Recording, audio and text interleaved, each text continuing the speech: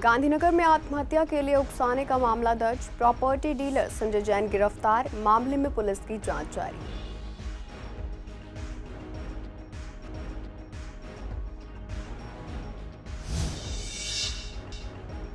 जगतपुरी और नन्नगरी पुलिस की बड़ी कार्रवाई। पुलिस ने 4 आरोपियों को किया गिरफ्तार। आरोपियों से बाइक और बटनदार चाकू बरामद।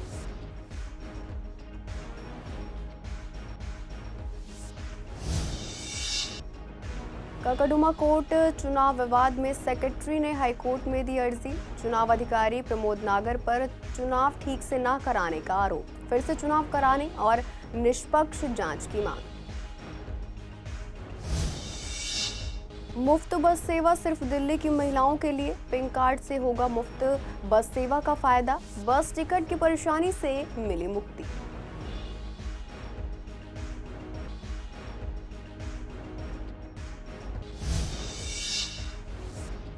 मानसरोवर पार्क के लोग पानी के टैंकरों पर निर्भर। शिकायतों के बाद भी नहीं मिल रही है राहत। लोगों ने पानी के बकाया बिल माफ करने की मांग की।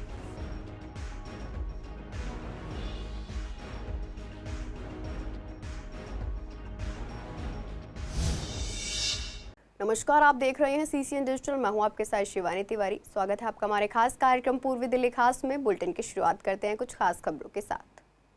गांधीनगर के कैलाश नगर इलाके में सोमवार सुबह एक कारोबारी ने फांसी लगाकर खुदकुशी कर ली। यह कदम उठाने से पहले ललित मोहन ने अपने फोन में एक वीडियो रिकॉर्ड किया था, जिसमें उन्होंने मौत के लिए उसी इलाके के फाइनेंसर संजीव जैन को जिम्मेदार बताया है। ललित ने वीडियो में कहा, साल 2014 में उन्होंने गली नंबर 4 में फाइनेंसर का काम करने वाले संजीव जैन से जरूरत पड़ने पर 50,000 रुपए ब्याज पर लिए थे। वह इस रकम पर ब्याज देते रहे, मगर जब फाइनेंसर ने ब्याज की रकम 10 लाख रुपए तक पहुंचा दी तो उन्होंने परेशान होकर खुदकुशी कर लेने का रास्ता चुना। ललित हर महीने फाइनेंसर को ब्याज के लिए 25,000 रुपए चुका भी रहे थे, मगर जब वह रकम चुकाने में असमर्थ हुए तो फाइनेंसर ने उसी मोहल्ले में आकर हंगामा करने और रिश्तेदारों तक में बदनाम करने की धमकी दी थी। इससे परेशान होकर ललित ने मौत को गले लगाना बेहतर समझा। इस मामले में पुलिस ने आरोपी संजीव जैन को गिरफ्तार कर लिया है। 2014 में मैंने इससे तकरीबन 50,000 रुपये फाइनेंस पे लिए थे, लेकिन जिस काम के लिए लिए थे वो मेरा काम नहीं हो पाया और मेरे पैसे फंस गए। जिसके बाद इसने मुझे डरा कर कि घर पे आऊँगा, शोर मचाऊँगा, घर वालों से बहरबाजी करूँगा, कह कर ब्याज लेता रहा। अब ये पैसे इसने बढ़ा कर तकरीबन 10 लाख की रकम कर दिया। मैं पिछले 8 साल से इसका ब्याज 8-9 साल से 9-10 साल से इसका ब्याज भरे जा रहा हूँ, पर इसकी रकम ख़त्म नहीं हो रही है। अब मेरे पास बिल्कुल भी पैसा नहीं बचा है। मुझे जहाँ से भी पैसा मिला मैंने उनसे पैसा लेकर इसको दे दिया। इसके ब्याज भरने के चक्कर में मैं दूसरे फाइनेंसर के चक्कर में पड़ गया कि इधर से ब्याज लूँ और उधर पैसा दे दूँ, पर इसका ब्याज ख़त्म नहीं हो रहा। आज ज़िंदगी लेने के अलावा कोई और वजह नहीं और रास्ता नहीं बचा है।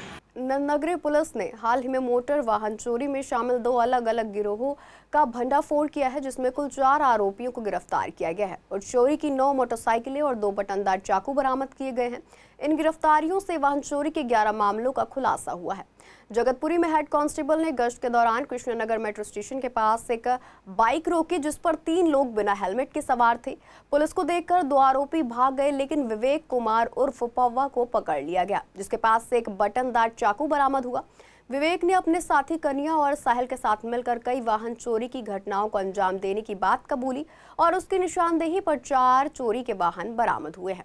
दूसरी ओर नन्नगरी पुलिस ने वरिष्ठ अधिकारियों के निर्देश पर राजीव गांधी कैंसर अस्पताल के सामने पीली मिट्टी पार्क सुंदर नगरी में जाल बिछाकर 2 संदिग्धों साहिल और अरमान को पकड़ा है।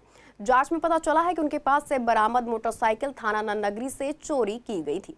तलाशी के दौरान साहिल के पास से एक बटनदार चाकू बरामद हुआ है। आरोपी की निशानदेही पर हर्ष विहार, जाफराबाद और नन्नगरी से चोरी की गई 4 और मोटरसाइकिलें बरामद की गई हैं।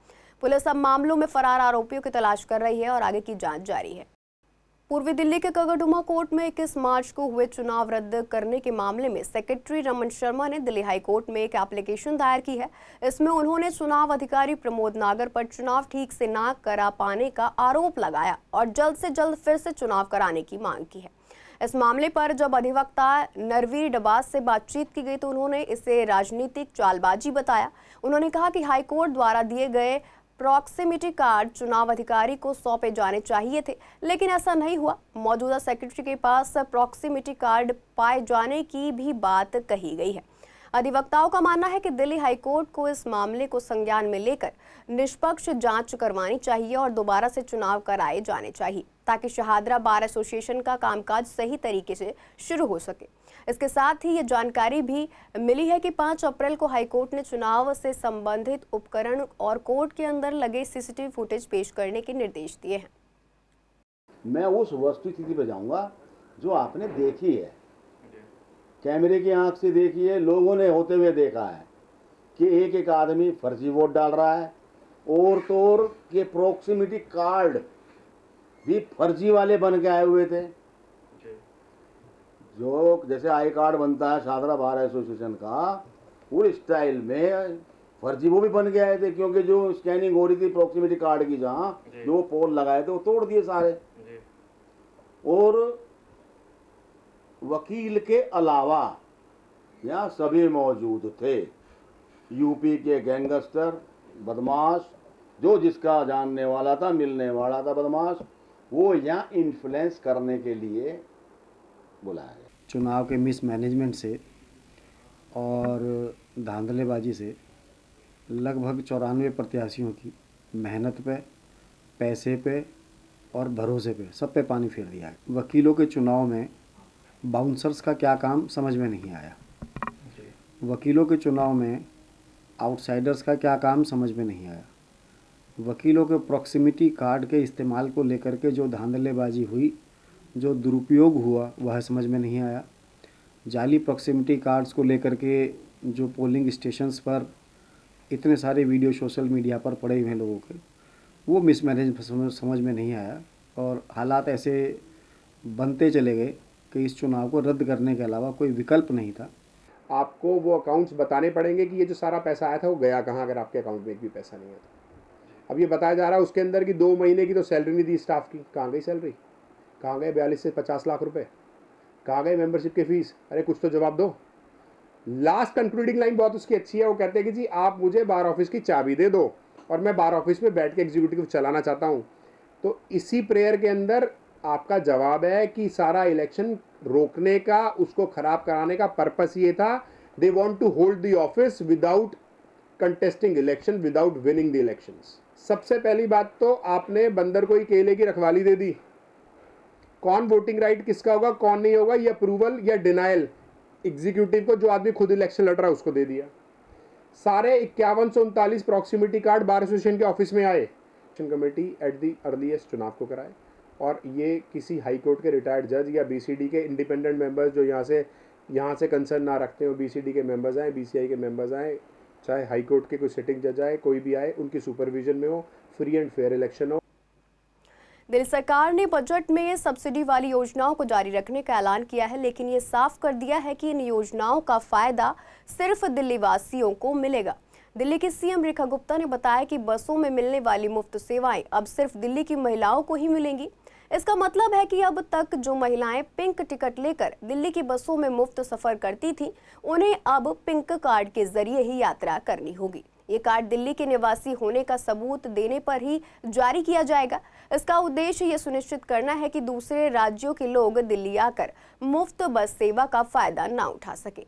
जब दिल्ली की महिलाओं से इस बदलाव के बारे में पूछा गया, जो रोजाना बसों में सफर करती हैं, तो उनका कहना था कि ये एक अच्छा कदम है।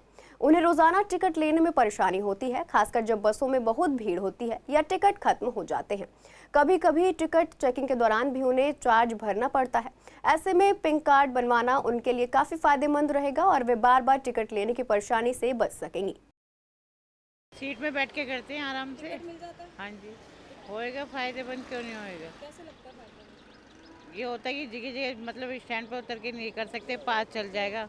1 महीने का ही बहुत होता है, अभी 1 महीने का बन जाए तो भी बहुत है। फ्री में भी बने तो भी अच्छा ही रहेगा हमारे लिए। एक टाइम पैसे हैं, एक टाइम नहीं है, फ्री में चल सकता है। मत फ्री में मेरे अकॉर्डिंग तो होना भी चाहिए फायदेमंद, क्योंकि बार बार लेना नहीं पड़ेगा और सबके पास अपना कार्ड रहेगा। क्योंकि कई बार होता है टिकट ख़त्म हो जाती है तो कई बार नहीं मिलती है। नहीं, कॉस्ट तो नहीं लगती है बिल्कुल।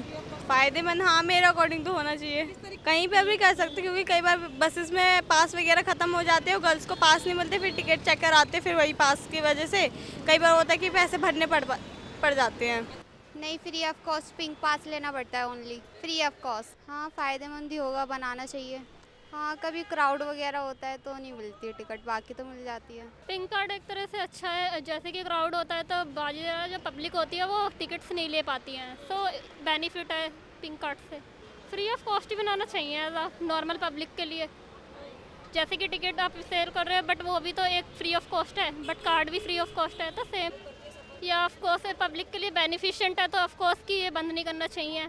पब्लिक कहाँ जाएगी, अगर फ्री ऑफ कॉस्ट है तो बहुत बेहतरीन है। हाँ, लेना तो पड़ता है, ये तो है, खैर लेना पड़ता है। हाँ, वो ज़्यादा फायदेमंद रहेगा, एक ही बार बनवा लो, बार बार की झंझट ही नहीं रहेगी। जैसे मतलब कई बार लेडीज अभी हमने देखा जिस बस में मारते पास लेने के चक्कर में वो लेडीज ही गिर गई, उसके चोट भी लग गई, पर बस वाले को कोई वो ही नहीं पड़ा। वो कह रहा है ये तो मेरी ड्यूटी है, तुम्हारे चक्कर में मैं दूसरों पे गाड़ी थोड़ी ना चढ़ा दूंगा। हाँ, वो तो है, बहुत ज़्यादा भीड़ रहती है, नहीं ले पाते टिकट। दिल्ली में बढ़ते पानी के संकट और सीवर की समस्याओं से निपटने के लिए सरकार ने 9,000 करोड़ रुपए का बजट पास किया है ताकि इन समस्याओं का समाधान किया जा सके। इस संबंध में जब पूर्वी दिल्ली के मानसरोवर पार्क के निवासियों से बातचीत की गई तो उन्होंने बताया कि यहां सालों से पाइपलाइन में पानी नहीं आता और केवल टैंकरों से ही जलापूर्ति होती है। टैंकर से पानी लेने के लिए लोगों को भीड़ में धक्का मुक्की करनी पड़ती है और बार बार शिकायत करने के बाद भी कोई सुनवाई नहीं होती। स्थानीय निवासियों का कहना है कि भले ही करोड़ों रुपए का बजट पास किया गया हो, लेकिन जब तक समस्या का सही समाधान नहीं होगा तब तक ये सारे दावे सिर्फ खोखले ही लगते हैं। इसके साथ ही लोगों ने यह भी मांग की है कि पानी की किल्लत को देखते हुए पुराना बकाया पानी के बिलों को माफ किया जाए या उनमें कटौती की जाए ताकि उन्हें राहत मिल सके। देखिए मैडम, पानी का मुद्दा आपने उठाया, अच्छी बात है। दिल्ली की मुख्यमंत्री, नवनियुक्त मुख्यमंत्री रेखा गुप्ता जी भी पानी के बारे में दिल्ली जल बोर्ड से बेहतर सुविधाएं देने की बातें कर रही हैं, लेकिन आज भी हम यदि देखें तो बहुत से क्षेत्रों में पानी की बेतहासा किल्लत है। मैं अभी अखबार में पढ़ रहा था कि संगम विहार क्षेत्र है, वहाँ पर पानी के लिए मारामारी हो रही है। तो पहले पानी की आपूर्ति को दूर किया जाए, सिर्फ बातें बनाने से काम नहीं चलेगा, कुछ धरातल पर कार्य भी करने पड़ेंगे।